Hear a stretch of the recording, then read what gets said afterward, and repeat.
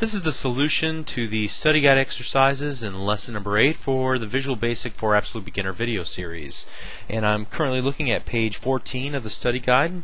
And the first exercise suggests that we should borrow again from our DVD rental example from the previous lessons, create a database that could save data that you captured in the form that you created in previous lessons. And really the intent of this is just to get you into the tool itself, into the SQL Server 2005 Express Edition database integration tools within the IDE. And so I am going to save just the customer data, and also I'll show you how I would model the rest of that database if I were trying to make a more realistic rental application. I'm not going to show you how to implement it completely from beginning to end, but by adding a few more tables than what was originally called for in the exercises should allow us to look at some more of the tools within our tool set here. So let's go ahead and just create a project. We'll call this Lesson8 database,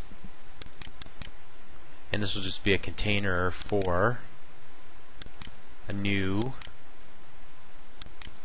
SQL database that we'll add in. We can call this anything. Let's just call this DVDs for now.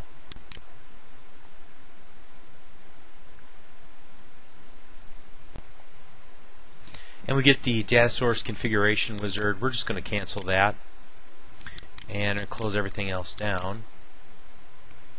And instead what we'll do, I double clicked the database in the Solution Explorer, which brings up the Database Explorer, and I'm going to right click and select Add New Table.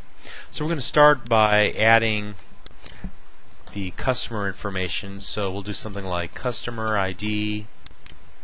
We'll make that an integer. Could make it a big int if we expected a lot of customers. We're not going to allow any nulls. We're going to make it a key field, and we're also going to add the identity specification column to that column. Alright, so we might split it up like first name, and I would just go with like varchar 50 or nvarchar 50, either one's fine. We'll go last name, and you might have other reasons for selecting different data types or variations on these data types. That's just fine. The address field I would tend to make a little bit longer than just 50 characters. I'd probably go something like 200, 250. Just make sure there's enough room. Cities, I'm not aware of any cities that are longer than 50 characters. If you are, then definitely by all means make that larger. State, kind of choice here, what I want to do with the state. If I just want to allow the 2-letter or 3-letter abbreviations, then I might make this a nchar or just a char, 3 characters. So maybe that's what I'll do right here. I'll change the length of this to 3, and I'm not going to allow any nulls. And then finally the postal code. And I can't remember off the top of my head, but I seem to remember that postal codes can be either 5 characters, or they can have that +4, so that would be with the dash 10 characters long. So we'll just leave it at nchar 10, and we will not allow any nulls. And I'm going to hit save, and I'm going to call this the customers table. Okay, so that's definitely one way that you go about creating a table. And again, just want to emphasize here that we're not actually going to do anything with this table, at least not in this exercise. So we don't have to be super precise. We really just want to flex our table creation muscles that we've just found here. Next thing I'm going to do is create a table, but I'm going to use the database diagram. Some people prefer to create tables and layouts this way, and even relations between tables. And so I find this to be kind of a neat wow factor. We'll go ahead and add the table that we have already, and then we can draw relations to it. The other thing that I tend to do whenever I'm working in this view is I right click and I select the custom view. This gives me the condensed type and whether it's nullable or not. I like this view, and if I wanted to change it up, I could go to modify custom and select other bits of information about the columns here for display in my diagram. But at any rate, I'm going to right click and select new table. I'm going to call this table videos, and we'll just keep some really basic information about the videos. So you can see that I get this this creation view, and we're going to call this first column the video ID. And again, we'll make this just an integer, but we could make it a big int if we wanted to. I'm not going to allow any nulls. I am going to make this the key, and I believe from here I can also add the identity specification on that column. Very cool. We'll do title, and we're going to just do maybe varchar 250 or something along those lines. Not going to allow any nulls. We'll do description, and we'll go varchar max, and we're going to allow nulls in there. We may not want to type a description. We'll do ISBN number. I believe videos have an ISBN number. If not, I apologize. And we'll just do something like varchar, I don't know, I think 20 is as long as they get. I could be wrong. And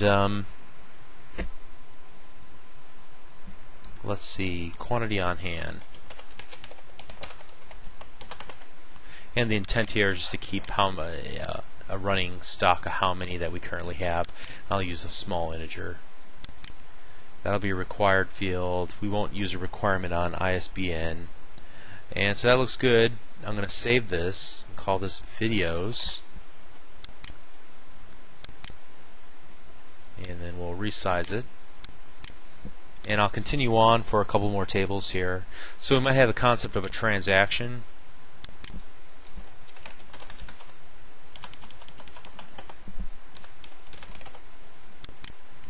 And a transaction will have an ID.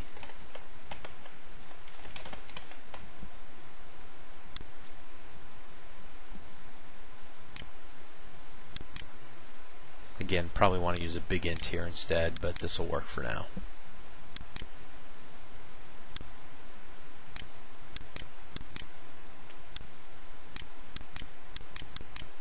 Okay.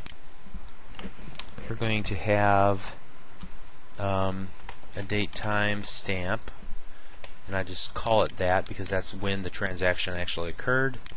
And we will do a default value of get date. This should have been a date time, small date time. Okay, there we go.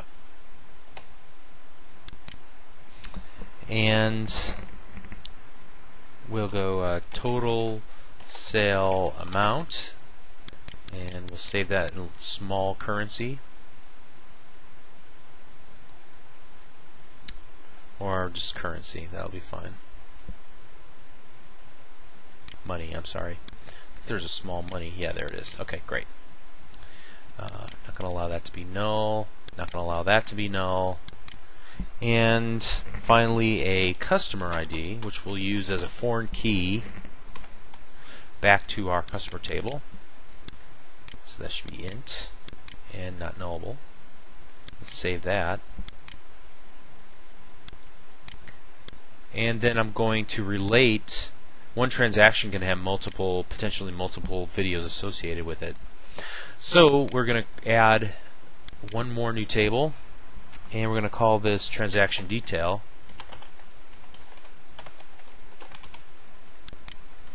And this will just be transaction ID.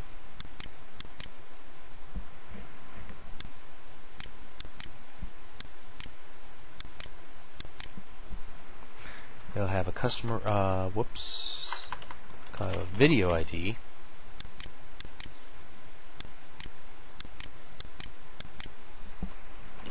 And then it'll have a return date time. And we'll allow that to be null. Alright, so then the last thing that I want to do is draw the relationships between these tables. I'm going to make this a little bit smaller so that I can see most everything in one screen here. And I'm going to start dragging and dropping between the tables. In particular, customer to transactions. So I'm going to go from the foreign key field and drop it onto the customer ID primary key in the customer's table and create that relationship. Then I'm going to go from transaction ID foreign key to the primary key transaction ID in the transaction table. And then I'm going to go from video as the foreign key to the primary key. And so you can see how we've got it all wired up now. And I'm going to save it all.